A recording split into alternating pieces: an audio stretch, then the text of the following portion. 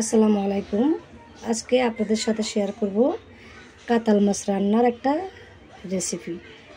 আমি মাছ 7 টুকরো মাছ নিয়েছি, এখানে বড় বড় পিসের। এগুলোকে একটু পরিষ্কার করে নিয়ে আসছি লবণ দিয়ে। এই মাছটাকে আমি আজকে যেভাবে রান্না করবো আপনাদের সাথে শেয়ার করব।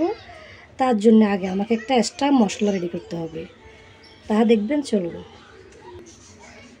মশলাটা রেডি করার জন্য আমি এখানে নিয়ে নিয়েছি হলুদের গুঁড়ি, গরম মশলার গুঁড়ি,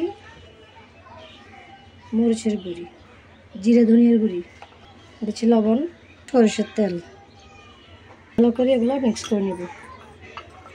মশলাটা রেডি হয়ে গেছে, মাছের মধ্যে দিয়ে মেখে নিব। মেখে 10 মিনিটের জন্য রেখে দিব।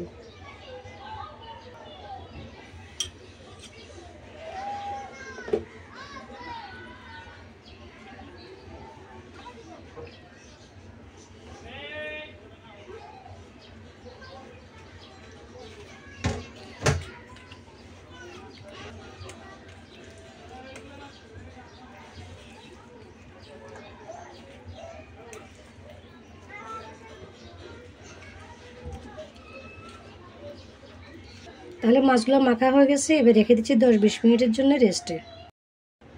চলে আসলাম 15-20 মিনিট পর। মাছটাকে এবার আমি ভেজে নেব। এর মধ্যে সয়াবিন তেল দিয়ে দিচ্ছি এবং ভালো করে হিট করে নিচ্ছি। তেলটা ভালো করে গরম করে নিলে মাছগুলো দিয়ে দিব। আর ভালো করে গরম করে নিলে কি হবে, মাছটা কড়াইয়ের সাথে লেগে যাবে না।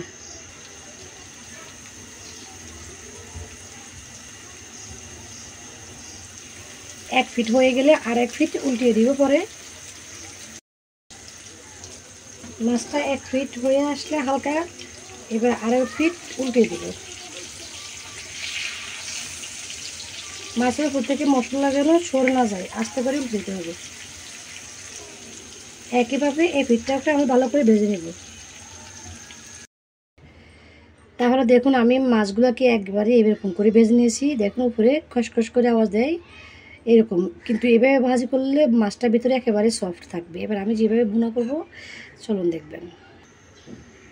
চুলে সয়াবিন তেল দিলাম, ভালো করে গরম করে নিয়েছি। আর এই মাছগুলো এভাবে রান্না করার সময় কাঁচামরিচ, রসুন আর পেঁয়াজ এভাবে থেতলে দিবেন। দেখবেন সুন্দর একটা খাবারের গ্রাম আসবে, খেতে ভালো লাগবে। ভালো করে ভেজে নেব। ভাজা হয়ে গেছে, পেঁয়াজগুলো দিচ্ছি লবণ পরিমাণ মতো, হলুদের গুঁড়ি এবং মরিচের গুঁড়ি। বেশি করে বেশি দিব না, আবার ঝাল পাবে না এই মাছটা। জিরে ধনিয়ার গুঁড়ি। আর এখানে দেবো দেখুন মাছের মশলা।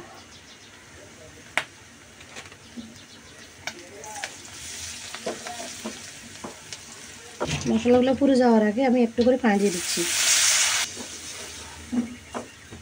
দিব কুচি করে রাখা একটা টমেটো। ভালো করে রান্না হওয়া পর্যন্ত অপেক্ষা করতে হবে। আর ঢাকনা দিয়ে ঢেকে দিচ্ছি।